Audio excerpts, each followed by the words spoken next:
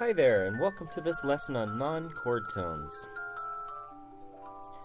Today we're going to talk about non-chord tones such as the neighbor tone and many other types of non-chord tones. Let's go ahead and get started. As you've probably guessed, a non-chord tone is a note that doesn't belong to the current chord. So in other words, it's a dissonant note. When we're looking at the harmonies and adding Roman numerals, we're not going to take these dissonant notes into account because they don't belong to the chord. We're going to circle that note to indicate that it has an embellishing quality. And then we're also going to label that non-chord tone by its type. So in this lesson we're going to learn about all the different types of non-chord tones. The two most common types are passing tones and neighbor tones. You've most certainly seen a lot of these in the music that you've played. First of all, passing tones. Passing tones are basically passing through. They move by step in one direction as they go from one chord to another. So here's an example of a passing tone. The A is passing through. It doesn't belong to the harmony, and it's moving from the B down to the G. Alright, so if you move in one direction by step, you have a passing tone.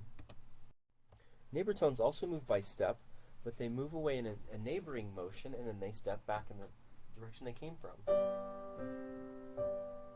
So that is a neighbor tone, and it's actually an upper neighbor tone. I could also do a lower neighbor tone.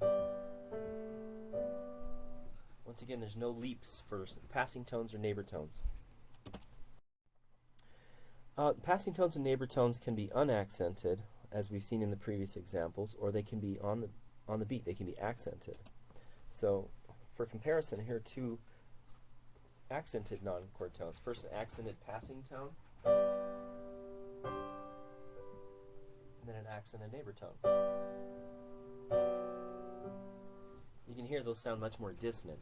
So putting dissonance on the beat creates more crunchy dissonance. The suspension is a type of dissonance that always occurs on the beat, so it has this really rich dissonant sound. Basically, a suspension sustains or holds over a pitch from the previous chord and then resolves it down by step. Sometimes you see that it's tied to the previous note, and sometimes it's not, but in any case it's being kept from the previous chord.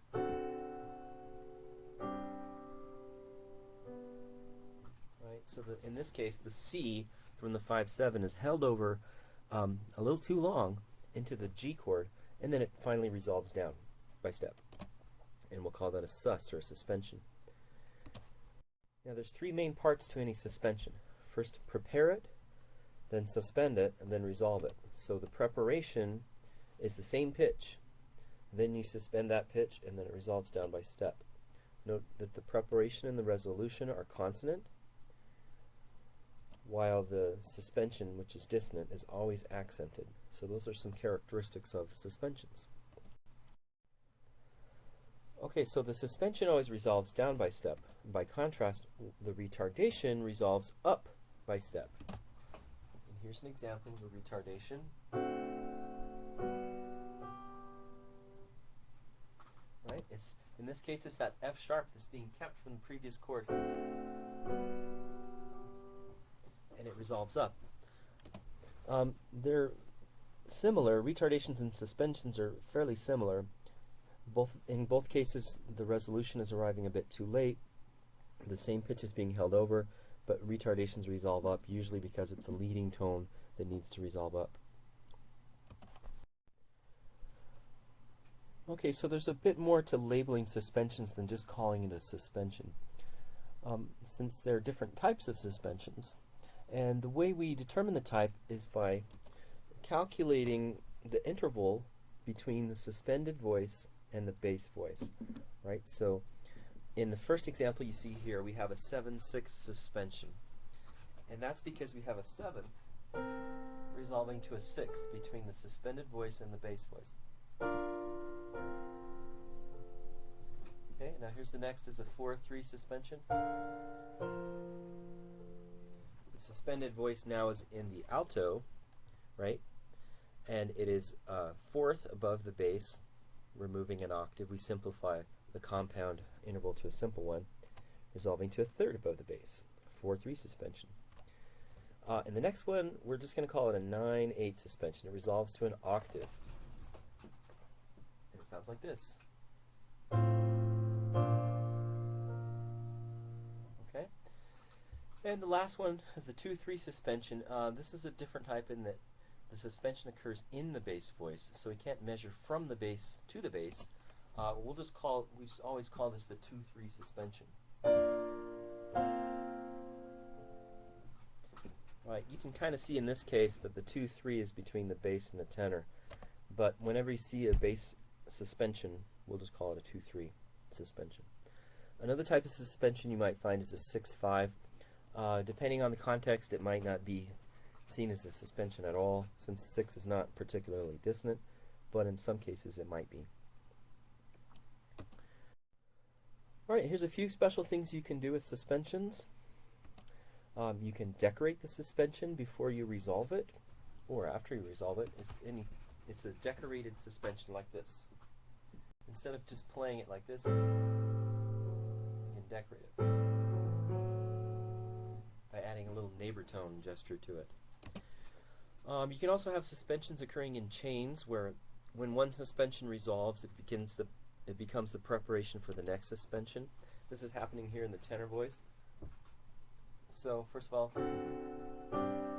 there's a 4/3, and that becomes a 7/6, and then another 7/6 becomes another 7/6. So that's decorated. Finally resolves.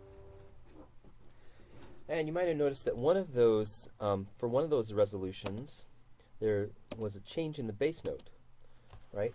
So the bass changed, so it looks like it should be a 7/3 suspension. But we don't want to introduce all of these different terms because the bass could go anywhere and you could have all kinds of terminology. So instead we'll just call it a 7/6 suspension with a change of bass. 7/6 suspension with a change of bass. Alright, now the rest of the types of non-chord tones we're going to look at sometimes involve leaps. The ones we've seen so far only move by step. And the first one is an anticipation. Anticipation is sort of the opposite of the suspension in that it resolves too soon instead of too late. So here's an anticipation. Whoops. Notice that the G is dissonant with the first chord, but it's the same as what's going to happen in the next chord. So it's moving by a step or by a leap to a pitch that belongs to the chord, to the following chord, before that chord arrives. So it's anticipating its arrival. Right? And we'll call that anticipation or ant. Right? You can see that G actually is just getting there a little too early. Anticipating the next harmony. Alright, the next one is the appoggiatura. Whenever you leap to any dissonance, you have an appoggiatura. So they first leap, then they resolve in the opposite direction by step, or usually the opposite direction. In fact, the most common type of appoggiatura is a big leap up, followed by step down. So here we have this appoggiatura.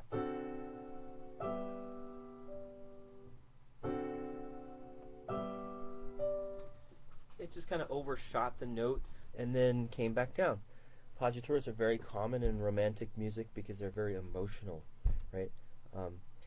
And you could also leap down and then step up, but it's more frequently a leap up followed by a step down.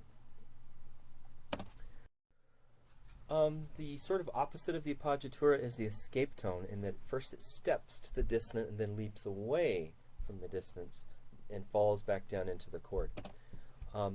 Right, so step leap instead of leap step. It's the opposite of the appoggiatura figure. So in this example, which is something we usually only find in the soprano, in this example the escape tone is the B.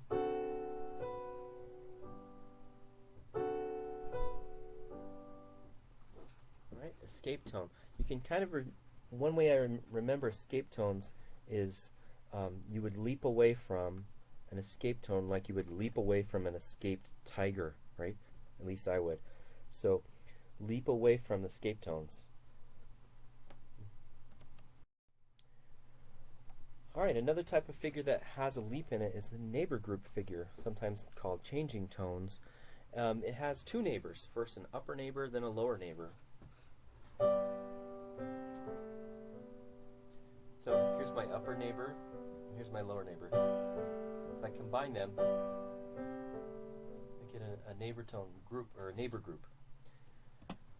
There's an upper neighbor, then the lower neighbor, and you can see, like here, there's usually a skip of a third in between, and it doesn't matter which one comes first. I could do lower neighbor first. Right.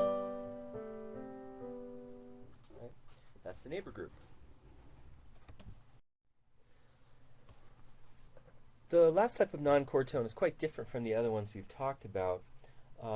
It creates dissonance by holding out the same tone and not stepping at all.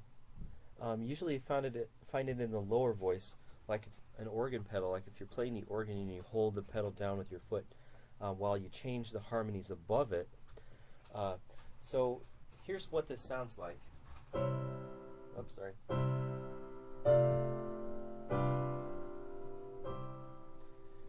Now the C is consonant here in the bass.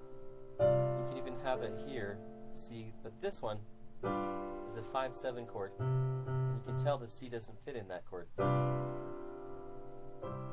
But it makes sense because it's kind of the cement of that whole progression. So we would point to that C there and say that's a pedal tone. That's actually not part of the chord, but it arises because it's being held as a pedal throughout the whole passage. Okay, so those are all the different types of non-chord tones you're typically going to encounter, and you can go ahead and take the quiz that follows.